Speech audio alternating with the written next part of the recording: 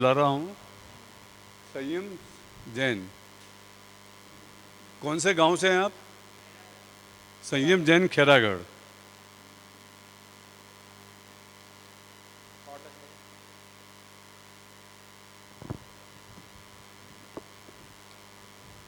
ये प्रवेश का प्रशिक्षण कर रहे हैं, उस प्रशिक्षण से अपनी कक्षा में आए हैं, तो ये अपना प्रवेश का प्रशिक्षण से संबंधित पाठ पढ़ाएंगे ना।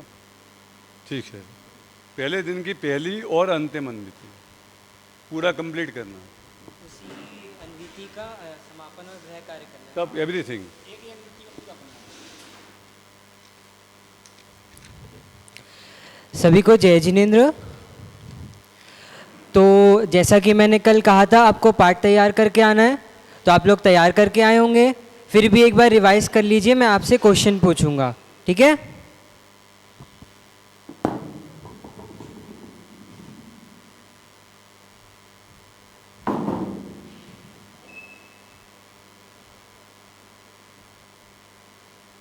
आप लोग बात मत कीजिएगा।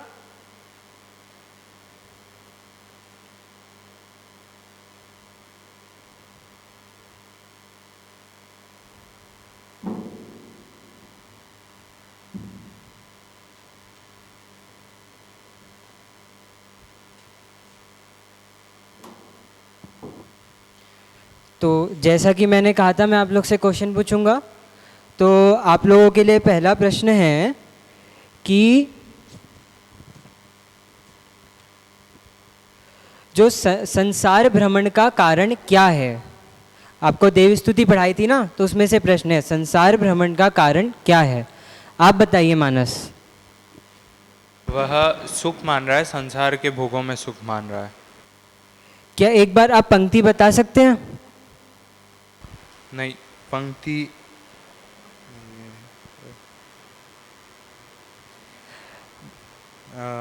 भवि भागन व जोगे वशाय। बिल्कुल, आप अच्छे से पढ़ के नहीं आए हैं। मैं एक बार फिर से प्रश्न पूछता हूँ कि संसार भ्रमण का कारण क्या है। बताइए कृणाल। यह लखी निज दुखद हरण काज तुम्हें निमित्त कारण इलाज। नहीं, आपको भी नहीं पता। मैं आपके लिए प्रश्न थोड़ा सा आसान कर देता हूँ कि यह ज्ञान स्वभावी आत्मा को भूला है तो इससे क्या होगा। अब बताइए। ज्ञान स्वभावी को भूला है इसलिए संसार भ्रमण करेगा। और इसकी लाइन इस प्रकार है, मैं भ्रम्यो अपन को विस्प्रियाप अपना है विधिवल पुण्य पाप। बिल्कुल सही उत्तर है आपका। अब अगला प्रश्न है, आपको अरि, रज और रहस इन तीनों का अर्थ बताना है प्रथम छंद के अनुसार। हाँ, यहाँ पे अरि का अर्थ है शत्रु। शत्रु मतलब यहाँ मोहनीय कर्म लिया है। फिर रज का अर्थ है ज्ञानावणी और दर्शनावणी लिया गया है। और रहस मतलब अंतराय कर्म लिया है। और विहीन मतलब उससे रहे, अर्थात कि जो ज्ञानावणी, दर्शनावणी, मोहनीय और अंतराय से रहित है। बिल्कुल सही। उसके बाद अगला मैंने थोड़ा सा छंद भी याद करने के लिए कहा था, तो आपको दूसरा छंद सुनाना है। आप बताइए आकिंचन्य। जय वीत राग विज्ञान पूर, जय मोह तिमिर को हरन सुर, जय ज्ञान अनंतानंत धार, द्रग सुख वीरज मंडित अपार। अभी आपको किताब में देखने की थोड़ी ज़रूरत पड़ रही है, आप और अच्छे से याद करके आएंगे, ठीक है? हाँ। उसके बाद अगला प्रश्न है कि यहाँ पे जो अंत में रोग बताया है इस देव स्तुति के, वो रोग से क्या तात्पर्य है। आप बताइए अक्षत। हाँ, यहाँ पीवत पीयूष जो रोग जाए। रोग से तात्पर्य क्या है? रोग से तात्पर्य जो हमारा अनादि से मिथ्यात्व चला आ रहा है वो। हाँ, अनादि से मिथ्यात्व और एक और है रोग। आप बता सकते हैं मानस?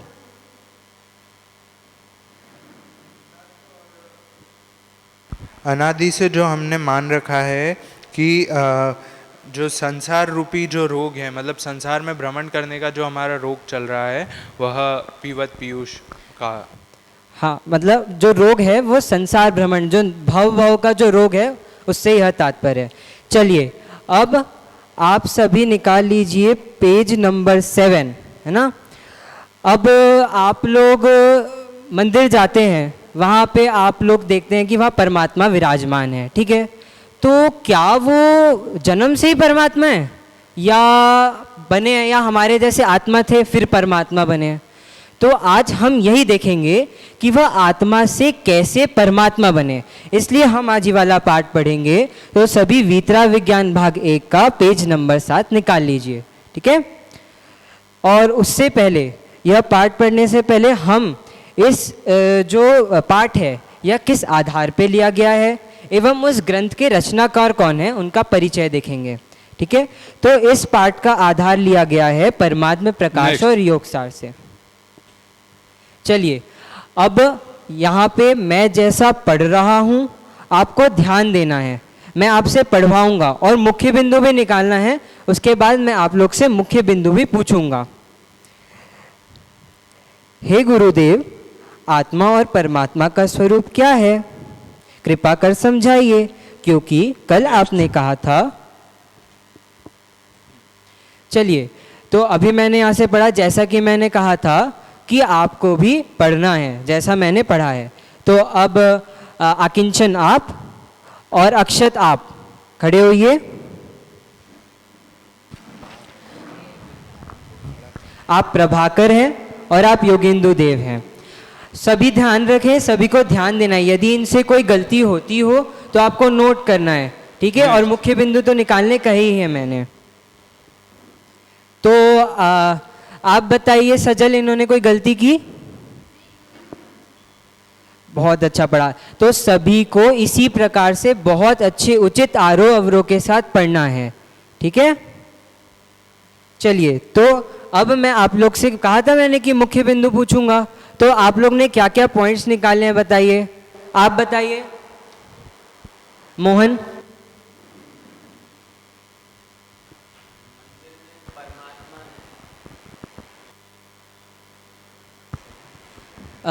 मानस आप बताइए।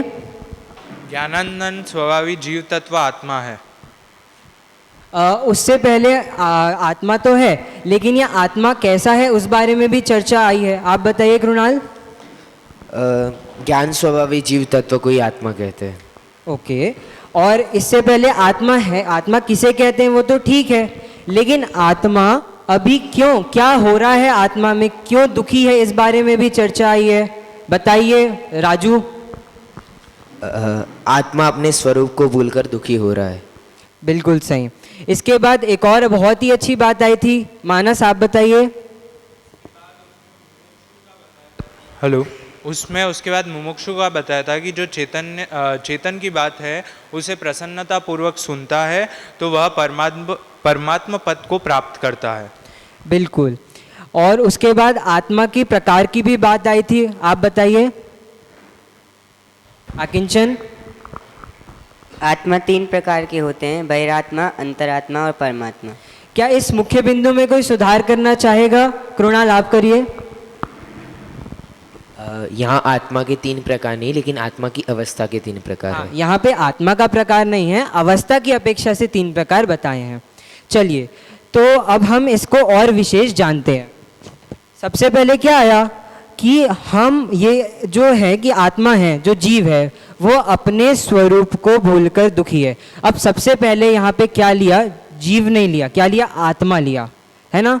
क्या लिया? आत्मा। आत्मा क्या होता है? आत्मा की जब भी बात हम करते हैं ना, तो उसको कैसा लेना चाहिए कि मेरी बात हो रही है। आपने प्रवचन में सुना होगा, बहुत सारे आपके मंदिरों में, जो अपने मंदिरों में प्रवचन चलते हैं, सब चलते हैं, तो उसमें कहते हैं ना कि यदि आत्मा की बात चल रही हो तो स्वयं की बात समझना। तो सबसे पहले यहाँ पे क्या देखना कि यह मेरी भूल बताई गई है, ठीक है। तो क्या बताइए कि हम अपने स्वरूप को भूलकर दुखी हैं। अब अपने स्वरूप को भूलकर कैसे दुखी हैं? मतलब अपने स्वरूप को भूलकर ऐसा क्या भूल गए हम अपने? हमें तो पता है ना, मैं संयम हूँ, मैं खैरागढ़ से आया हूँ, है ना। नहीं, ये आपका स्वरूप नहीं है। हमने पहले बालबोध में पढ़ा है ना कि नाम, ये सब तो पुद्गल की पर्याय हैं, ये सब पर्याय हैं। मैं तो कौन हूँ? ज्ञान स्वभावी जीव तत्व, जानने देखने वाला जीव तत्व हूँ। तो ये ऐसे अपने स्वरूप को भूल गया हूँ। जैसे मैं आपको एक उदाहरण देता हूँ। एक छोटा बच्चा है, अपनी मम्मी के साथ मार्केट गया है, ठीक है। अब वो मार्केट गया है तो वो मार्केट से पार्क चला गया। अब पार्क में वो घूम गया, मम्मी से बिछुड़ गया। तो मम्मी से बिछुड़ गया तो वो बहुत रोने लगा। तो उससे पूछे कि तुम्हारा नाम क्या है, तुम कहाँ से आए हो? उसे कुछ नहीं पता था, है ना। तो वो गार्डन में होते हुए, गार्डन तो बच्चों को कितना पसंद होता है, वहाँ पे होते हुए भी वो इतना रो रहा था, इतना रो रहा था। क्यों? क्योंकि उसे अपनी पहचान का पता नहीं था कि मैं कौन हूँ। उसको अपना नाम नहीं पता था, मैं कहाँ से आया हूँ उसे नहीं पता था। ऐसे ही हम क्या करते हैं, आत्मा हम, कि अपने स्वरूप को, जो मेरा स्वरूप है, जानना देखना, ये मेरा स्वरूप है, इसको भूल जाते हैं और इसीलिए दुखी हैं। अब अपने स्वरूप को भूलकर क्या मानते हैं कि मैं खाता हूँ, मैं पीता हूँ, मैं सोता हूँ, और फिर ये सब नहीं मिले तो दुखी हो जाते हैं। अपने आप को मोटा मानते हैं और कोई दूसरा मोटा बोल दे तो फिर दुखी हो जाते हैं, है ना। तो इस प्रकार से हम अपने स्वरूप को भूलकर दुखी हैं। उसके बाद अगला पॉइंट क्या आया था कि उसके बाद परमात्मा पद कौन प्राप्त कर सकता है, इस बारे में चर्चा आई थी। तो क्या जिसने चेतन स्वरूप की बात, जो चेतन स्वरूप आत्मा है, उसकी बात प्रसन्न चित्त से सुनी हो। अब इसका क्या मतलब है, आप लोग तो सब यहाँ पाठशाला में खुशी खुशी आते हो, है ना। सुबह से आते हो, अच्छे से बैठते हो, है ना, सब अच्छे से आप लोग प्रसन्न चित्त से सुन रहे हो। तो इसका मतलब यहाँ पे सिर्फ सुनना नहीं है। अब सबसे पहले बात, चेतन स्वरूप आत्मा, है ना। सबसे पहले हमें ये पता होना चाहिए कि ये मेरी बात है। तो अपनी बात को प्रसन्न चित्त से सुनना मतलब, देखो मैं आपको एक एग्जाम्पल देके बताता हूँ, उसके बाद में आपको और अच्छे से समझ आएगा। आपके पापा ने आपको कहा कि पानी लेके आओ, आप गेम खेल रहे थे, पापा ने कहा पानी लेके आओ। अब पानी लेके आओ और आपने सुन लिया, लेकिन फिर भी आप गेम खेल रहे हो। तो पापा ने कहा मैंने कहा पानी लेके आओ, तुमने सुना नहीं। तो क्या कहा कि मैंने तो सुना। तो उसके पापा ने क्या बोला कि अरे ये सुनना थोड़ी ना होता है, जब तुम पानी लेके आते तब तो तुम मेरी बात सुनते हैं ना। तो ऐसे ही यहाँ पे जिसने चेतन स्वरूप आत्मा की बात प्रसन्न चित्त से सुनी हो मतलब आत्मा की बात सुनी हो और उसे अपने अंदर ग्रहण करने का प्रयास किया हो, ग्रहण करने की कोशिश की हो, तो वही अल्प काल में परमात्मा पद प्राप्त करेगा। अब देखो परमात्मा बनने का कितना इजी उपाय बता दिया, है ना।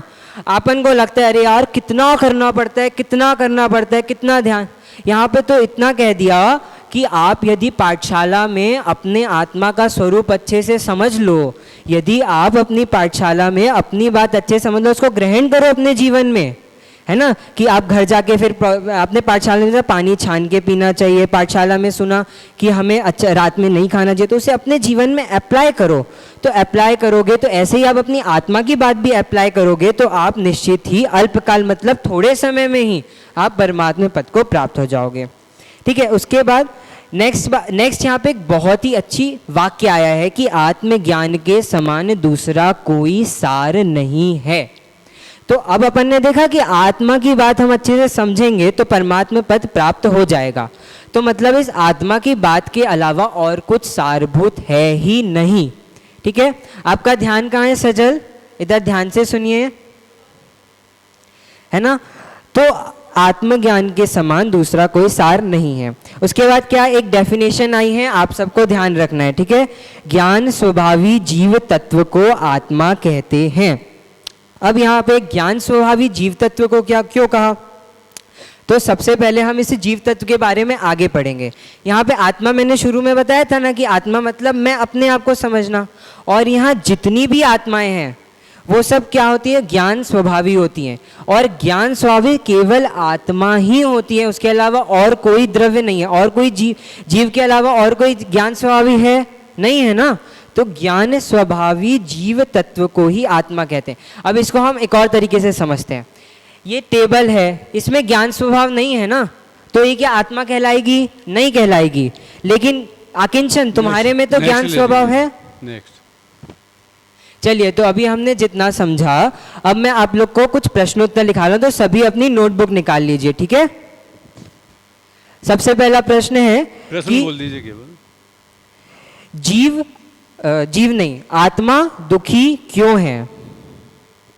अगला प्रश्न है कि परमात्म पद कैसे प्राप्त होगा। उसके बाद अगला प्रश्न है आत्मा किसे कहते हैं। उसके बाद अगला प्रश्न आत्मा कितने प्रकार का है, अवस्था की अपेक्षा बताइए और नाम सहित, है ना। फिर से एक बार रिपीट कर देते हैं प्रश्न। नेक्स्ट। चलिए, तो अभी हमने प्रश्न उत्तर लिख लिए। अब मेरे हिसाब से आप लोग को याद करने की भी ज़रूरत है ना, क्योंकि याद करने से ही तो हम इसको अप्लाई कर पाएंगे ना। तो सबसे पहले याद करने के लिए मैं आप लोग से कुछ प्रश्न उत्तर पूछता हूँ, ठीक है, ताकि आप लोग को यही याद हो जाए। तो सबसे पहला प्रश्न है कि आत्मा अपने स्वरूप को भूलकर दुखी है या नहीं। आप बताइए सजल। बोल दीजिए, प्रश्न बोल दीजिए। आत्मा अपने स्वरूप को भूलकर दुखी है या सुखी है। आत्मा अपने स्वरूप को भूलकर क्या है, आत्मा दुखी क्यों है। उसके बाद अब अगला प्रश्न देखते हैं कि ज्ञान स्वभावी जीव तत्व को ही आत्मा कहते हैं। तो ज्ञान स्वभावी जीव तत्व को आत्मा कहते हैं या। चलो, अब आप लोग को इसमें बहुत सारी चीज़ें समझ आई होंगी, तो उसके लिए उसको चेक करने के लिए भी क्वेश्चन पूछते हैं। तो आप लोग बताइए कि यदि हम मंदिर में बहुत ही अच्छे से भावों के साथ पूजा करेंगे, स्वाध्याय करेंगे, प्रसन्नचित्त होकर, तो हम क्या बन सकते हैं। आप बताइए आदि। परमात्मा बन सकते हैं। परमात्मा बन सकते हैं, बिल्कुल सही उत्तर है। अच्छा, उसके बाद अगला प्रश्न पूछता हूँ कि जीव जो आत्मा है वह अपने स्वरूप को भूलकर दुखी है। तो इसको उदाहरण से समझाना है आपको ना। मैंने जो उदाहरण दिया था वह उदाहरण भी आप दे सकते हैं। चलिए, आप बताइए प्रवीण।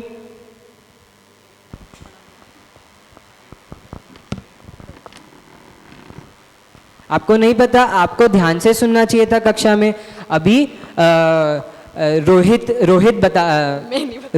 रोहिका बता रही है आप सभी को, आप ध्यान से सुनना। उसके बाद मैं आपसे फिर से पूछूंगा। आपने गार्डन वाला उदाहरण दिया था कि जब एक बच्चा गार्डन में होता है तो भले वो जगह अच्छी है, लेकिन फिर भी जब वो अपना मतलब नाम, पता, एड्रेस वगैरह भूल जाता है तो वो दुखी हो रहा है। ऐसे ही जब हम भूल जाते हैं कि हमारा मूल स्वरूप क्या है, हम कौन हैं, हम कैसे हैं, तो हम दुखी होते हैं। बिल्कुल सही। तो आपको समझ में आया प्रवीण? हाँ, ठीक है। तो चलो, अब अगला प्रश्न लेते हैं हम कि आप कैसे पहचान करोगे कि वह आत्मा है या नहीं। आप बताइए कृणाल। जिसमें ज्ञान पाया जाए वह आत्मा है। जिसका स्वभाव ज्ञान स्वभावी हो वह आत्मा। ठीक है, बिल्कुल सही। अच्छा चलो, अब आप लोग से एक बहुत ही इंपॉर्टेंट प्रश्न पूछता हूँ मैं, ठीक है। अब ये जो हमने अभी पढ़ा, जो भी हमने देखा, तो हमें एक सबसे बड़ी चीज़ क्या जो हमें अप्लाई करना चाहिए अपने जीवन में परमात्मा बनने के लिए, वो क्या लगी। आप बताइए मानस। हमें जो चेतन तत्व की बात है उसे बहुत प्रसन्नतापूर्वक चित्त से सुननी चाहिए, जिससे हम परमात्मा पद को जल्दी ही प्राप्त कर सकेंगे। चलो, एक तो उन्होंने जो बुक में आया है वैसा तो बता दिया, लेकिन और क्लियरिफाई कौन करेगा कि मतलब हमें प्रसन्नतापूर्वक आत्मा की बात तो सुनना चाहिए, पर उसको किस किस प्रकार से सुनना चाहिए, मैंने इस बात को भी बताया था। आप बताया किंचन। कि मैं आत्मा ही हूँ, अगर हम उस भाव से सुनेंगे तो वह हमारे जीवन में भी आएगी, और ये जो शरीर है और आत्मा है ये भिन्न भिन्न समझ आएगा। ये भी सही बात है। चलो, मैं एक और जो मैं पॉइंट सुनना चाहा था वो बताता हूँ। हम जो प्रसन्नचित्त से भगवान की भावों से पूजा करेंगे, मैंने कहा था ना, हम भावों से पूजा करेंगे, अच्छे से उनके गुणों को समझेंगे, स्तवन करेंगे, स्वाध्याय में मन लगाएंगे, तो यह भी हमारे चेतन स्वरूप की आत्मा की ही बात है उसमें भी, तो उसे भी हम प्रसन्नचित्त से सुनकर परमात्मा पद प्राप्त कर सकते हैं। चलिए, तो अब आज हमने इतना करा, तो मैं आप लोग को एक बार पूरा सारांश बता देता हूँ कि आज हमने क्या क्या पढ़ा, ठीक है। तो सबसे पहले हमने देखा कि हम अपने स्वरूप को भूलकर दुखी हैं। चलिए, तो अब हमने जितना पढ़ा, आपने दिन भर से आप इस चैप्टर को सुनते आ रहे हो, तो आपको बहुत सारी चीज़ समझ में आई होगी। तो उसके लिए चलो मैं आप लोग से कुछ क्वेश्चन पूछता हूँ। तो पहला क्वेश्चन आपके लिए यह है कि जीव अपने स्वरूप को भूलकर क्या है? आप बताइए। नेक्स्ट। तो अभी हमने जो कुछ पढ़ा वो सब आपको घर से बहुत अच्छे से पढ़कर और याद कर कर आना है ना? और याद करके आना है, साथ में इसके आगे जो मैं पढ़ाऊंगा ना वो भी पढ़कर आना है, क्योंकि आपने आज देखा ना कि मुख्य बिंदु निकालना होता है, तो इसलिए आगे का भी पढ़ के आना है और पहले का याद कर कर आना है। ठीक है? जय जिनेंद्र। चलिए, क्या गलती की इन्होंने, बोलिए। इंदिरा विज्ञान का तो नहीं पता, लेकिन अगर ये माइक हमारे में। इसमें होता तो प्रथम दिन की प्रथम अन्विति अगर ले रहे हैं तो उसमें समापन और ग्रह कार्य कैसे हो गया? क्योंकि अंतिम अन्विति है साथ। अच्छा, उनकी अंतिम अन्विति थी। ओके, उसके अलावा कोई गलती, नहीं मुझे तो नहीं लगी। दो छोटी छोटी गलतियां हैं। आपने देखा, किसी ने देखिए, बहुत अच्छा पढ़ाया इन्होंने। एक गलती तो ये, आदर्श वाचन के पहले यदि घर से कोई पढ़ करके नहीं आया हो तो अभी आप अपना पॉइंट्स नोट कर लें। ये नहीं बोला था, निर्देश दिया था, लेकिन वो पॉइंट नोट करें, वो वाली पॉइंट नहीं बोला था। एक छोटी सी गलती ये है। और वस्तुनिष्ठ प्रश्नोत्तर में परिभाषा पहले एक बार हमें बोलनी चाहिए, वो नहीं बोली थी। बाकी फ्लॉलेस पढ़ाया, बहुत अच्छा पढ़ाया। सब जगह पे जीवनोपयोगिता, जो पद्य पाठ में से जो प्रश्न पूछे जाते हैं पूर्व पाठ मूल्यांकन के, बहुत अच्छे थे। बहुत आइडियल पढ़ाया, बहुत अच्छा पढ़ाया है। ये हमारे लिए अनुकरणीय उदाहरण है। आपने बहुत अच्छा पढ़ाया, धन्यवाद। संयम जैन। पढ़ाने में एक विशेषता आप लोगों ने देखी होगी कि जब हम यहाँ आप लोग खड़ा करते हैं पढ़ाने के लिए, तो आपको पढ़ाने के पहले आपको लगता है हम कौन से सोपान में हैं, जबकि जब हम पढ़ाते हैं तो वो सोपान अपने आप उसमें लगते जाना चाहिए। तो क्रम में आ जाए, हमें नहीं जाना पड़ेगा हम कौन से सोपान पढ़ा रहे हैं। तो क्रम फ्लो बना रहना चाहिए, इस बात का ध्यान रखना चाहिए सभी। आज की कक्षा के लास्ट हैं, इसके बाद छुट्टी होगी सबकी। कौन? अच्छा, इनको भी बुलाया है? अच्छा, 3 लोगों को?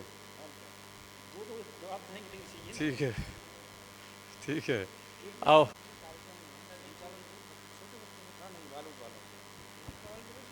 हाँ, तो सभी को जय जिनेंद्र। आप अपना भाग बाल बोट पाठमाला भाग 2 निकाल लीजिए। उसके आधार पर आज हम कसाय नामक पाठ पढ़ेंगे, पेज नंबर 11। आप बात कर लो।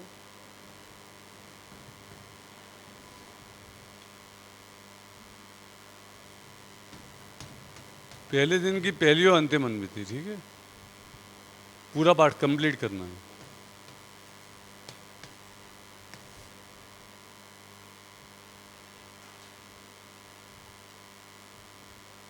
तो आज हमने कसाय पाप नामक पाठ पढ़ा था, तो वो आपको तैयार हुआ कि नहीं हुआ, इसके लिए मैं आपसे कुछ प्रश्न पूछूंगा। आप लोग प्रश्नों को ध्यान से सुने और उसका उत्तर दें। पाप किसे कहते हैं? संयम।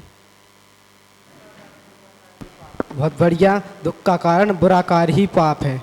अब मिथ्यात्व के कारण ही क्यों सब पाप होते हैं? बता सकता कोई? मिथ्यात्व के कारण ही क्यों सब पाप होते हैं?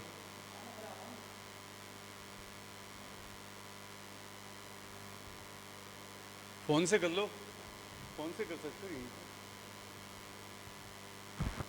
कुणाल जी। यह जीव मिथ्यात्व करता है तो उसको उल्टी मान्यता हो जाती है, तब वो हिंसा भी कर लेता है, झूठ भी कर लेता है, चोरी भी करता है। बहुत बढ़िया। अब जब आप ये मानते हैं कि मैं इसमें कुछ कर सकता हूँ, तो क्या होता है फिर? इस कारण से क्या होता है? कल मैंने बताया था आपको, बता सकता कोई? कुणाल। माना जाता है कि मैं ही सब कर सकता हूँ और कोई नहीं कर सकता। मिथ्यात्व आता है उसके कारण, और मिथ्यात्व से सभी पाप होते हैं, ऐसा कल आया था। बहुत बढ़िया। थोड़ा बहुत और कोशिश कीजिए तो आपको पाठ बहुत अच्छे से तैयार हो जाएगा। आज हम पढ़ेंगे कसाय पाठ। अब आप देख रहे होंगे कि जब से हमने भाग पढ़ना चालू किया है तो पाप पाठ में आया 2-3-4 जगह, हर जगह कसाय शब्द आ रहा है। तो ये क्या चीज़ है कसाय? पापों के मूल में कसाय है। हम राग द्वेष करते तो वो भी एक इस प्रकार की कसाय हमने पढ़ा था पिछले पाठ में। तो ये चीज़ें कसाय हैं, तो ये क्या चीज़ है जिनके कारण हम इतना भ्रमण कर रहे हैं भाव में, तो उसे समझना हमें आवश्यक है। उसे समझने से पहले 2 चीज़ें और समझनी आवश्यक हैं, वो है स्वभाव और विभाव। इसलिए आज हम स्वभाव और विभाव के बारे में समझेंगे। तो सबसे पहले मैं पाठ को पढ़ूंगा, आप लोग ध्यान से सुनना। और जिन्होंने कल मैंने पाठ को पढ़ने के लिए कहा था, जो पढ़ के नहीं आए हैं और जिन्होंने मुख्य बिंदु नहीं निकाले हैं वो उस पर टिक करते जाएं। मैं अभी पढ़ने के बाद आपसे पढ़ाऊँगा और फिर उसके बाद पूछूंगा भी, इसलिए सभी लोग सावधानी पूर्वक सुने। और यह पाठ संवाद शैली में है, इसलिए नाटकीय रूप में पढ़ा जाएगा। इसमें पढ़ता हूँ, फिर आप लोगों के द्वारा पात्रीय रूप में मैं इसे पढ़वाऊँगा। पाठ तीसरा, कसाय। सुबोध, भाई तुम तो कहते थे कि आत्मा मात्र जानता देखता है, पर कि आत्मा क्रोध नहीं करता, छल कपट नहीं करता। बहुत बढ़िया। आप लोग हमें से अब कौन पढ़ सकता है इस पाठ को? और सुनो, सभी लोग गज की गलती नोट करना, और जो भी गलती हो मैं आप लोगों से ही पूछूंगा, सुधरवाऊंगा, इसीलिए सभी लोग सावधानी पूर्वक सुने। कौन पढ़ सकता है इस पाठ को? संयम। और कोई? आकिंचन। संयम तुम हो प्रबोध, और आकिंचन तुम हो सुबोध। नेक्स्ट। बहुत बढ़िया, आप लोगों ने बहुत अच्छा पढ़ा। कोई गलती समझ में आई आपको इनकी? कोई गलती नहीं आई समझ में? बहुत बढ़िया पढ़ा। ऐसा ही सभी लोगों को पढ़ना चाहिए। अब जो मैंने पूर्व में बात की थी, कल भी कहा था और आज भी कहा था कि सभी लोग इसके मुख्य बिंदु निकालना। तो क्या क्या मुख्य बिंदु आए हैं, कुछ अनुमान लगा आपको इसमें? बता सकता कोई? संयम।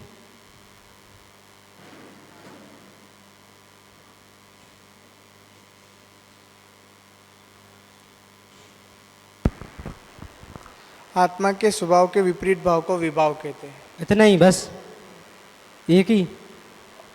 स्वभाव और विभाव के बारे में ये नहीं आया कि विभाव कौन कौन चीजें विभाव है, उनके नाम भी तो आए थे कुछ चीजों के।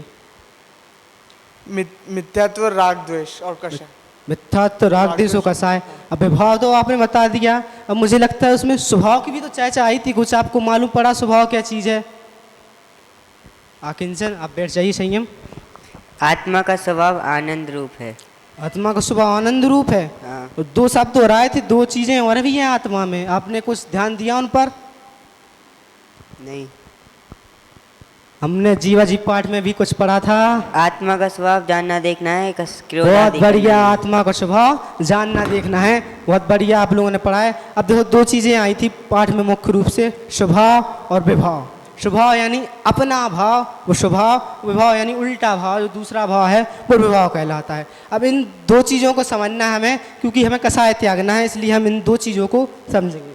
सबसे पहले आई थी विभाव की परिभाषा आई थी कि विभाव किसे कहते हैं। तो जो आत्मा का विपरीत भाव है, आत्मा के स्वभाव से विपरीत भाव है, उसको विभाव कहते हैं। अब स्वभाव से विपरीत भाव कैसे, तो ये तो बताओ स्वभाव क्या है आत्मा का? तो आत्मा का स्वभाव हमने जीवा जी पाठ में पढ़ा था ना, क्या है? और अभी आकिंचन ने भी बताया है कि ज्ञान, दर्शन और आनंद, आनंद भी इसमें ऐड है। तो ज्ञान, दर्शन, आनंद आत्मा का स्वभाव है। और विभाव जो उल्टा भाव है, उल्टा भाव क्या है? हमने पढ़ा था कि मिथ्यात्व है, वो हमें दुखी करता है। तो आनंद के विपरीत क्या है? मिथ्यात्व है ना। राग द्वेष भी तो हैं, वो हमें दुखी करते हैं। हमारा काम सिर्फ क्या है? जानना देखना, परंतु राग द्वेष हमें दुखी करते हैं, दूसरे में करने की भाव जगाते हैं कि हम इसमें कुछ कर सकते हैं। तो क्या है? विपरीत भाव है उनके, इसलिए चीज़ें क्या है? विभाव है। अब ये भी चीज़ है। अब पता कैसे करें क्या चीज़ विभाव है, क्या चीज़ स्वभाव है? तो देखो, जो चीज़ टेम्पोररी होती है वो उसका होती क्या? विभाव। और जो हमेशा वस्तु के साथ रहने वाली होती है चीज़, वो होती उसका स्वभाव। अब कैसे? अब जैसे पानी देखा है आपने, तो पानी में क्या होता? कभी जैसे पानी रखा है, आप खेल कूद कर आए अच्छे से, आप ग्राउंड में खेल कर आए, तो आपके हाथों में मिट्टी लग गई। अब आपने हाथ धोए, खाना खाना जाना था आपको, इसलिए सबसे पहले हाथ धोए तो उसमें क्या है? मिट्टी घुल गई। अब जो मिट्टी घुल गई, अब खाना खा के आप आए थोड़ी देर बाद, तो देखा आपने पानी जहीं की नहीं साफ हो गया। जब मिट्टी घुली तो पानी मटमेला हो गया था, परंतु जब आप थोड़ी देर बाद आए तो पानी साफ था जहीं की तहीं। तो क्या है? तो जो मिट्टी है वो क्या है? पानी का विवाह, क्योंकि वह थोड़े काल रहा, कुछ समय बाद वो वापस चला गया। परंतु जो शुद्धता है पानी की वो क्या है उसका स्वभाव। वैसे ही जो आत्मा है अपना तो उसका स्वभाव क्या है ज्ञान दर्शन। क्यों है? अब देखा था आपने जो हमारे अरिहंत भगवान हैं वो भी तो जानते देखते हैं, सिद्ध भगवान हैं वो भी तो जानते देखते हैं, और ये भी तो देखा था कि जो निगोदिया जीव होता है, नारकी जीव होता है वो भी तो जानता देखता है। अब हर जगह है, हर अवस्था में है, तो वो क्या है हमारा स्वभाव विभाव। अब राग द्वेष देखो, हम लोग तो करते हैं राग द्वेष, पर अरिहंत भगवान राग द्वेष करते नहीं करते ना, सिद्ध भगवान राग द्वेष करते नहीं करते, तो क्या है विभाव। क्योंकि सभी जीवों में नहीं पाया जाता, हर जगह नहीं पाया जाता, इसलिए क्या है वो विभाव है। समझ में आ गया आपको? अब देखो आप लोग जा रहे थे सड़क से, अब सड़क से जा रहे थे तो आप जा रहे थे आराम से अपनी मस्ती में मस्त होके, अब देखा कि एक बॉल आकर आपके सिर में लग गई। ओह, अब बॉल लगी आपको तो तुरंत यहाँ पर 4-5 परिस्थिति हो सकती है कि आपको बहुत एक का गुस्सा आ गया। अब जो बॉल लेने आया व्यक्ति गुस्सा आया तो आपने गुस्सा से क्या होती, कसाय से क्या होती, पाप होते। तो पाप में क्या करेंगे आप, हिंसा करेंगे, उसको मार देंगे, नहीं तो कहेंगे चलो बाद में देख लेता हूँ, अभी बाद में आऊँगा लौट के तो इसको अच्छे से देख लेता हूँ। और कुछ ये भी चीज़ हो सकती कि आप कहें रहने तो दो, क्या है जाने दो। अब ये चीज़ें हो सकती हैं, तो हमारा स्वभाव क्या है, क्या है स्वभाव, जानना देखना है ना स्वभाव। तो हम ये सोचेंगे कि हमारा स्वभाव तो जानना देखना है, हम क्या कर सकते हैं, एक घर गई बॉल तो क्या हुआ, जानना ही देखना तो किया हमने। और अगर राग द्वेष करेंगे तो विवाह करेंगे। और एक पंक्ति आई थी ना देव स्तुति में, सुख दुख में हम समता धारें, रचे रहें अचल जिमी सदा अचल। तो ये स्थिति कैसे होगी, हम सुख दुख में समता कैसे धारेंगे, जब स्वभाव एवं विभाव को समझेंगे तो सुख दुख में हम समता धारेंगे। जब हमने समझ लिया कि हमारा काम तो जानना देखना है, मैं इसे कैसे मार सकता हूँ, मैं तो इसे जान सकता हूँ। अब जब ये चीज़ आपको समझ में आ गई तब उस पर राग द्वेष करेंगे नहीं करेंगे ना, तो उस समय की आप पाप बंद से बच गए, बाद में जो हिंसा होने वाली थी उससे भी आप बच गए और अपनी मस्ती में निकल लिए। तो क्या फ़ायदा है ना, इतना फ़ायदा है स्वभाव विवाह समझने से, इसलिए इसे हमें समझना चाहिए। अब मैं कुछ प्रश्न निकाल कर आया हूँ, इसमें से वो आपको लिखवाना चाहता हूँ, आप लोग कॉपी पेन निकाल लीजिए और लिख लीजिए। तो सबसे पहले किसकी परिभाषा आई थी, कि विभाव की। तो जो आत्मा के स्वभाव के विपरीत भाव है उसको क्या कहते हैं, विभाव। और फिर स्वभाव, तो जो आत्मा का अपना भाव है उसको क्या कहते हैं, स्वभाव कहते हैं। अब स्वभाव कौन कौन सी चीज़ें हैं, विभाव कौन कौन सी चीज़ें हैं। तो स्वभाव क्या है, जो ज्ञान दर्शन है वह आत्मा का स्वभाव है, जो राग द्वेष मिथ्यात्व है वो आत्मा का विभाव है। ठीक है, अब मैं आपको कुछ परिभाषा आई हैं, अब इन्हें याद भी तो करना है, तो मैं आपको यहीं पर परिभाषाएं याद करवा देता हूँ, आप जिससे घर जाकर बिल्कुल फ्री रहेंगे। तो सबसे पहले आत्मा के स्वभाव के विपरीत भाव को क्या कहते हैं, विभाव कहते हैं। तो आत्मा के स्वभाव के विपरीत भाव को विभाव कहते हैं या नहीं, बता सकता कोई? संयम, आत्मा के स्वभाव के विपरीत भाव को विभाव कहते हैं या स्वभाव कहते हैं? आत्मा के स्वभाव के विपरीत भाव को क्या कहते हैं, आत्मा के भाव किसे कहते हैं? इस प्रकार अन्य परिभाषाओं को भी आप स्वयं तैयार कर लेना, इस प्रकार आप याद कर सकते हैं आगे। अब जैसे आप भारत पाकिस्तान का मैच चल रहा था, अब मैच आप देखने गए, तो मैच देखने क्यों गए आप, क्यों गए आप, बता सकता कोई? क्योंकि आपको भारत से राग था कि भारत मेरी टीम है, ये जीतेगी, इसलिए मैं मैच देखने जाऊंगा। अब वहाँ आप गए, आपने क्या किया, विभाव किया। अब विभाव किया आपने, तो वहाँ पर गए, अब वहाँ पर मैच चल रहा था, तो बगल में आपके पाकिस्तान का बैठा था, तो अब उससे अब क्या करेंगे, जब राग द्वेष करेंगे तो अब क्या करेंगे, कसाएं करेंगे, अब उससे क्रोध करेंगे, उससे झूठ कहेंगे, बोलेंगे कि तेरी टीम हार जाएगी। तो क्या होगा, राग द्वेष के कारण हमें क्या होगा, विभाव के कारण क्या होगा, हमारी तो हानि हुई, हमारा उतना समय खराब होगा। ठीक है, अब आप जैसे आप आराम से बैठे थे, आपने किसी का कुछ नहीं बिगाड़ा, अब कोई आया सामने वाला, उसने आपको बुरा भला कर दिया, तो क्या करना चाहिए अब आपको इस स्थिति में, बताएगा कोई? हमने अभी स्वभाव विवाह पाठ पढ़ा, उसके आधार पर बताएगा कि हमें क्या करना चाहिए, उसे मानना चाहिए या ऐसे ही छोड़ देना चाहिए या कुछ नहीं करना चाहिए, कोई बताएगा क्या करना चाहिए? किंचन, अभी हमने पढ़ा था कि हमारा स्वभाव तो जानना देखना है, तो हमें उसमें कोई रिएक्शन नहीं देना चाहिए, या फिर किसी ने मारा तो उसको जान लो, देख लो। बहुत बढ़िया, अब मुझे पूर्ण विश्वास हो गया कि आपको पूरा पाठ समझ में आ गया है। आप उस विषय पर और चिंतन करना। अब देखता हूँ मैं कि कितनों लोगों को समझ में आया है, इसलिए कुछ प्रश्न पूछूंगा मैं आपसे। आत्मा के स्वभाव के विपरीत भाव को क्या कहते हैं, कोई बताएगा? संयम। विभाव कहते हैं। विभाव कहते हैं, बिल्कुल सही। आत्मा के स्वभाव के विपरीत भाव को विभाव कहते हैं। बहुत बढ़िया। विभाव ही क्यों कहते हैं आत्मा के स्वभाव के विपरीत भाव को? विभाव ही क्यों कहते? क्योंकि उसने मिथ्यात्व और राग द्वेष का नाश। तो मैंने उसका अशाब्दिक अर्थ बताया था आपको। विभाव यानी उल्टा भाव। जब हमने समझा था कि आत्मा का स्वभाव को जो भाव है ज्ञान ना देखना है, उसके विपरीत भाव क्या है? मिथ्यात्व, राग द्वेष व विभाव है। तो देखो हमने पाठ में कुछ चीज़ें पढ़ी कि आत्मा के स्वभाव के विपरीत भाव को क्या कहते हैं? विभाव कहते हैं। राग द्वेष मिथ्यात्व आत्मा के विभाव हैं। जो आत्मा का अपना भाव है वो क्या है? स्वभाव है। जो ज्ञान दर्शन है वो आत्मा के स्वभाव है। अब आप लोगों को पूर्ण रूप से समझ में आ गया पाठ। अब मैं आपसे कुछ प्रश्न पूछूंगा जिससे मुझे पूरी तरह से क्लियर हो जाए कि आप लोगों को पाठ समझ में आ गया है। तो जो मिथ्यात्व राग द्वेष है वो क्या है? संयम। विभाव है, बहुत सही।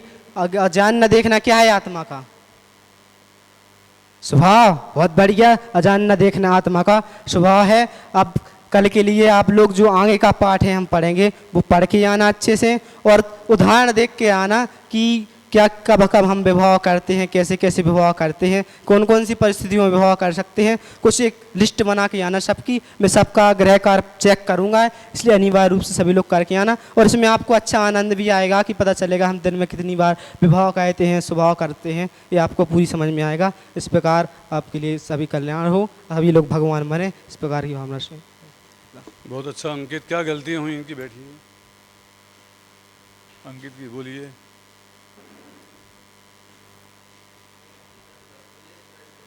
आ रहे थे तो इनने खुद ही बोल दिया था कि बाकी परिभाषाएं आप इसी तरह से करवाना। आपने नेक्स्ट नहीं बोला था, फिर भी इनने एक परिभाषा करके छोड़ दिया था। बोधगम्य प्रश्न में इनने कहा था कि मैं कुछ प्रश्न लिख के लाया हूँ वो लिखवाना चाहता हूँ, जबकि इनको बोलना था कि आप सभी अपनी नोटबुक लिखवाएं, मैं कुछ प्रश्न लिखवाऊंगा। मतलब ये रिक्वेस्ट कर रहे थे। और उसके बाद इनने समापन के बाद सारांश कथन किया और फिर से समापन किया इनने। बराबर, ठीक है। और बोलिए।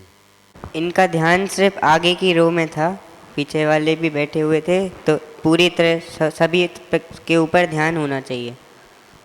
ठीक है। कुल मिला के काफ़ी अच्छा था। बोलने की स्टाइल या टोन, उसमें कुछ ऐसा है कि थोड़ा एग्रेशन दिखता है, जो कि कभी स्टूडेंट पर विपरीत प्रभाव डाल सकता है। तो थोड़ा सा उसे डाउन करने की कोशिश करें, एग्रेशन को बोलने में। बाकी अच्छा है, तैयारी अच्छी थी, सारी चीज़ें आपको ध्यान में थी। कुछ चीज़ें माइनर सी छोटी हैं, उनको आप इम्प्रूव कीजिए। मानव, क्या नाम है? मानस। मानस। मानस।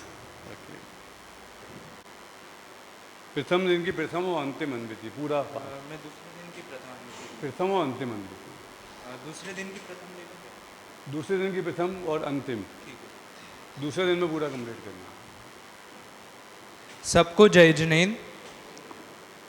आप कल जो हमने पाठ पढ़ा था आत्मा परमात्मा का, उस पाठ को आप यहाँ पर पढ़ लीजिए। मैं कुछ देर में आपसे कुछ प्रश्न पूछूंगा, आप उसको पढ़िए।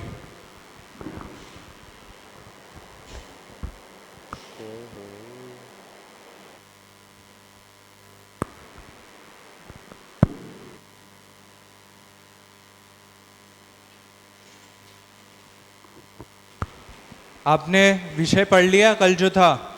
ठीक है। यहाँ से मैं कुछ प्रश्न पूछ रहा हूँ। आत्मा किसे कहते हैं? संयम। आत्मा किसे कहते हैं? ज्ञान स्वभावी जीव तत्व को आत्मा कहते हैं। जी बिल्कुल, ज्ञान स्वभावी जीव तत्व को आत्मा कहते हैं। आत्मा की कितनी अवस्थाएं होती हैं? आत्मा की कितनी अवस्थाएं होती हैं? आत्मा की 3 अवस्थाएं होती हैं, बहिरात्मा, अंतरात्मा और परमात्मा। जी सही है। आत्मा की 3 अवस्थाएं होती है, बहिरात्मा, अंतरात्मा और परमात्मा। हमने कल एक उदाहरण देखा था जल का, अवस्थाओं से संबंधित, कि जल का और अवस्थाओं में क्या संबंध है। कृणाल, आप बताइए।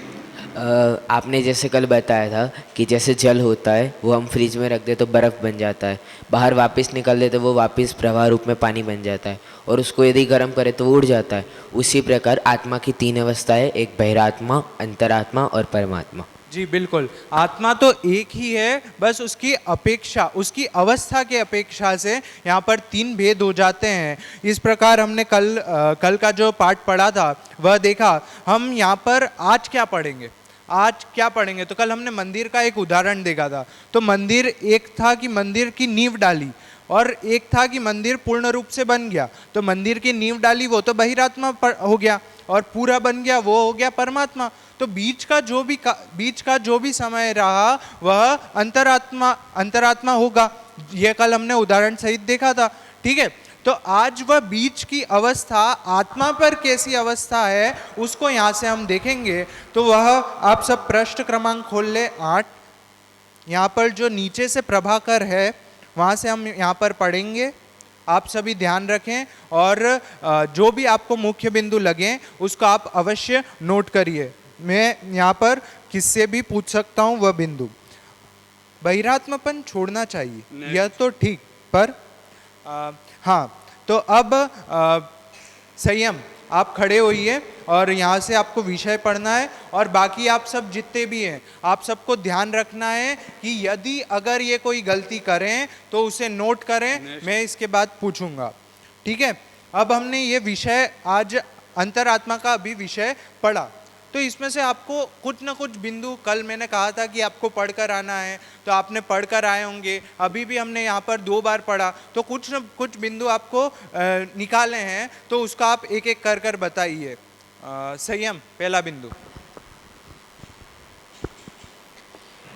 भेद विज्ञान के जो अंतरात्मा होते हैं वो भेद विज्ञान के बल से अपनी आत्मा को देह से भिन्न समझते हैं। जी, भेद विज्ञान के बल से आत्मा को देहादिक से भिन्न मानते हैं। रुणाल, दूसरा बिंदु। जो ज्ञानानंद स्वभाव ही जानता है, मानता है, अनुभव करता है, वह ज्ञानी आत्मा ही अंतरात्मा है। और किसी को कोई बिंदु नहीं? हाँ, आदि। अंतरात्मा के 3 प्रकार बताए गए हैं, उत्तम अंतरात्मा, मध्यम अंतरात्मा और जघन अंतरात्मा। हाँ, उत्तम अंतरात्मा, मध्यम अंतरात्मा और जघन्य अंतरात्मा, तीसरा बिंदु। और कोई किसी को ध्यान आ रहा है? किसी को एक और बिंदु छूट रहा है? किसी को जिसमें आत्मा से अंतरात्मा का बताया है? अक्षर, आत्मा में आत्मपन से जो बताया है वो बिंदु।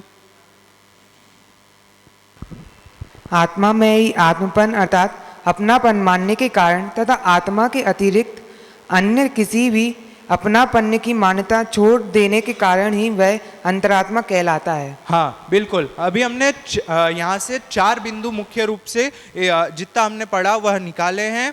तो यहाँ पर 4 बिंदु क्या हैं उनको समझते हैं। तो सबसे पहला जो बिंदु है कि जो व्यक्ति भेद विज्ञान के बल से आत्मा को देहादिक से भिन्न मानता है।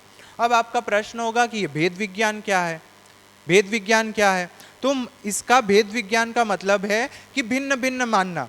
कि अगर मैं आपको यहाँ से देखूं कि आप सब छात्र हैं, ठीक है, आप सब छात्र हैं, ये मैंने माना, तो मैं आपसे भिन्न भाषित हो गया। कैसे हुआ? कि यहाँ सब आप छात्र हैं तो मैं अध्यापक हो गया, तो ऐसा यहाँ पर भिन्नता भाषित हुई। फिर दूसरा बिंदु क्या है कि ज्ञान और आनंद स्वभावी जानता है, मानता है, अनुभव करता है। कृणाल ध्यान दीजिए, ज्ञान और आनंद स्वभावी जो आत्मा है उसको जानता है, मानता है और अनुभव करता है। अब फिर आपका एक प्रश्न होगा कि जानता है पहले क्यों ले लिया? जानता है, मानता है, अनुभव करता है, अर्थात सम्यक दर्शन, सम्यक ज्ञान, सम्यक चारित्र। तो आपका फिर प्रश्न होगा कि यहाँ पर सम्यक ज्ञान मतलब जानता है को पहले क्यों ले लिया? तो इसका अर्थ इस प्रकार है, कोई बताएगा कि यहाँ पर जानता है पहले क्यों लिया? नहीं, तो यहाँ पर हाँ बताएंगे आप? किंचन।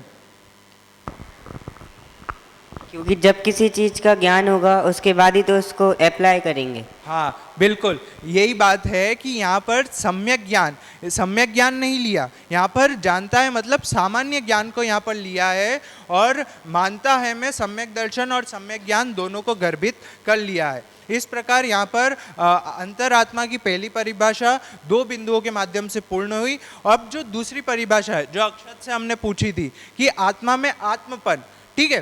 तो आत्मा में आत्मपन से क्या करता है, वह दूसरों को भिन्न मानता है। अब यहाँ पर पहली परिभाषा और दूसरी परिभाषा में क्या अंतर है, ठीक है। तो पहली परिभाषा में यह अंतर है कि वह पहले परद्रव्य को देखता है और परद्रव्य को देखते हुए अपने को भिन्न करता है। लेकिन जो दूसरी परिभाषा है, दूसरी परिभाषा में ऐसा कहा कि दूसरी परिभाषा में ऐसा कह रहे हैं कि वह स्वयं को देखता है तो अपने आप दूसरे लोग क्या हो जाते हैं, भिन्न हो जाते हैं। मतलब आत्मा को देखता है तो दूसरी जितनी भी पर पदार्थ हैं वह सब भिन्न भाषित हो जाते हैं। इसलिए हम इससे यह भी समझ सकते हैं कि अगर हम अपने लक्ष्य पर अड़े रहेंगे, अगर लक्ष्य पर खड़े रहेंगे तो हमें दूसरी जो बात होगी वह हमें सफलता प्राप्त करा देगी। मतलब लक्ष्य, हमारा एक लक्ष्य है, जैसे हमें बनना है, शास्त्री बनना है, ठीक है। तो बाकी की जितनी भी हमारी चीज़ें, इंजीनियर हो चाहे डॉक्टर हो और भी जितनी भी चीज़ें हो, वो हट जाएगी ना। तो ऐसे ही यहाँ पर कहा कि आत्मा में आत्मपन से मतलब अपने को देखेंगे तो पर पदार्थ अपने आप भिन्न हो जाएंगे। अब आप अपनी नोटबुक्स निकाल लीजिए, मैं यहाँ पर कुछ प्रश्न लिखवा रहा हूँ, लिखिएगा। अंतरात्मा किसे कहते हैं, बिंदुवार बताइए। दूसरा प्रश्न है कि आत्मा में ही आत्मपन से क्या तात्पर्य है, आत्मा में आत्मपन से क्या तात्पर्य है। यहाँ पर जो हमने लक्ष्य वाली बात की थी कि लक्ष्य पर अड़े रहेंगे तो सफलता प्राप्त होगी, तो इस पर आप क्या समझते हैं और यहाँ पर आप क्या इससे आप समझते हैं, ठीक है। उसके बाद ये हमने अभी विषय पढ़ा, उसमें आपको कितना ध्यान में आ गया, कितना आपके ध्यान में है, उसको मैं यहाँ पर देखता हूँ। तो एक बार मैं यहाँ पर परिभाषा बोल रहा हूँ, सब ध्यान से सुनिएगा कि जो व्यक्ति वेद विज्ञान के बल से आत्मा को देहादिक से भिन्न ज्ञान और आनंद स्वभावी जानता है, मानता है, अनुभव करता है, उस सम्यक दृष्टि को अंतरात्मा कहते हैं, ठीक है। सबने परिभाषा ध्यान से सुन ली।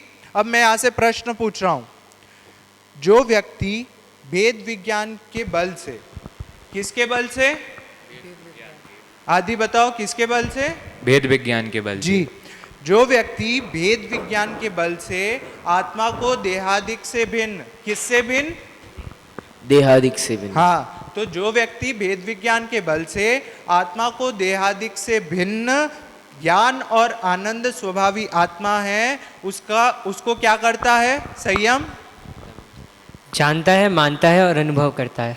वह ज्ञानी सम्यक दृष्टि क्या है, आकिंचन, वह ज्ञानी सम्यक दृष्टि क्या है जी, वह ज्ञानी की सम्यक दृष्टि अंतरात्मा है, ठीक है। यह हमने अंतरात्मा की परिभाषा पढ़ी। अब यहाँ पर हमने जो कुछ प्रश्न पूछ रहा हूँ, अध्यापक और छात्र के उदाहरण से आपको समझाना है कि आत्मा और पर में भेद कैसे होगा। संयम, आप बताएंगे अध्यापक और छात्र के उदाहरण से। कृणाल, नहीं, जो समझाया था आपने ध्यान से नहीं सुना, फिर से मैं बता देता हूँ। अध्यापक और छात्र से ऐसा समझाया था कि पहले पर को देखा तो स्वयं, मतलब मैंने छात्रों को देखा तो मैं आप सबसे अध्यापक के रूप में भिन्न हो गया, ठीक है। और मैंने खुद को देखा कि मैं अध्यापक हूँ तो मुझे यह भासित हो गया कि आप सब छात्र हैं, ठीक है। इस प्रकार यह अध्यापक और छात्र का उदाहरण था। अब यहाँ पर हमने क्या क्या पढ़ा उसको देखते हैं। तो सबसे पहले हमने पढ़ा कि जो व्यक्ति भेद विज्ञान के बल से आत्मा को देहादिक से भिन्न मानता है, ठीक है। फिर दूसरा बिंदु हमने देखा कि ज्ञान और आनंद स्वभावी जो आत्मा है उसको जानता है, मानता है और अनुभव करता है, ठीक है। ये दूसरा बिंदु। तीसरा बिंदु देखा आत्मा में ही आत्मपन, ठीक है, आत्मा में ही आत्मपन करता है, वही अंतरात्मा है, ठीक है। अंतरात्मा को हमने 3 बिंदुओं से हमने यहाँ पर देखा। अब चौथा बिंदु हमने जो देखा था वह देखा कि आत्मा के 3 भेद होते हैं, अंतरात्मा, आत्मा के 3 भेद जो हैं, उत्तम अंतरात्मा, मध्यम अंतरात्मा और जघन्य अंतरात्मा। अब ये क्या हैं इसको हम कल पढ़ेंगे, ठीक है। तो आज हम यहाँ से कुछ प्रश्नों को देखते हैं कुछ प्रश्न समापन से पूर्व हम देखते हैं। तो सबसे पहला मेरा प्रश्न है कि जो व्यक्ति भेद विज्ञान के बल से आत्मा को देहादिक से भिन्न मानता है वह क्या है? जो व्यक्ति आत्मा को देहादिक से भिन्न मानता है वह क्या है? नेक्स्ट अंकित, अगला प्रश्न। अगला प्रश्न, ज्ञान और आनंद स्वभावी जानता है, मानता है, अनुभव करता है, वह क्या है? आदि, अंतरात्मा। हाँ बिल्कुल, अंतरात्मा। तीसरा प्रश्न है कि उत्तम अंतरात्मा, मध्यम अंतरात्मा, जघन्य अंतरात्मा, ये किसके भेद हैं? अक्षत जी, अंतरात्मा के भेद हैं। ठीक है, हमने यह अंतरात्मा के भेदों को आज देखा और यहाँ पर अंतिम में एक अंतिम प्रश्न पूछना चाहूँगा कि हम जैसे हमने सिर्फ बुक, अभी यहाँ हम बुक पढ़ रहे हैं, ठीक है, तो ये बुक को पढ़ने के लिए बुक पढ़ रहे हैं, तो अगर हम प्रसन्न चित्त से इसको सुनते हैं, प्रसन्न चित्त से हम सुनते हैं, तो हम क्या प्राप्त कर सकते हैं? हम परमात्मा पद को प्राप्त कर सकते हैं। हाँ बिल्कुल, अगर हम प्रसन्न चित्त से इसको सुनते हैं तो हम परमात्मा पद को प्राप्त कर सकते हैं। अब यहाँ पर मैं आपसे कुछ कल के लिए आपको होमवर्क दे रहा हूँ कि जो आगे का हमारा अंतरात्मा के 3 भेद हैं और परमात्मा जो है उसको आप कल पढ़कर आइए, और आज मैंने जितने भी आपको प्रश्न लिखवाए हैं उस पर आप एक आलेख या निबंधात्मक कुछ भी आपको अपनी डायरी में लिख कर लाना है। कल मैं चेक करूँगा। सबको एक साथ जय जिन। ठीक है, क्या गलती है की इन्होंने? आप बताएंगे आपने क्या गलती की? मैंने वस्तुनिष्ठ में वो प्रश्न सही नहीं हुआ था, वो वाला और क्या होना चाहिए था? मतलब मैंने जो वो पूछा था अध्यापक और छात्र वाला, वो घटित करके फिर पूछना था, तो वो मैंने घटित नहीं किया था और सीधा पूछा था। और अभी तो इतना ही था। वस्तुनिष्ठ प्रश्न उत्तर में कोई गलती थी? और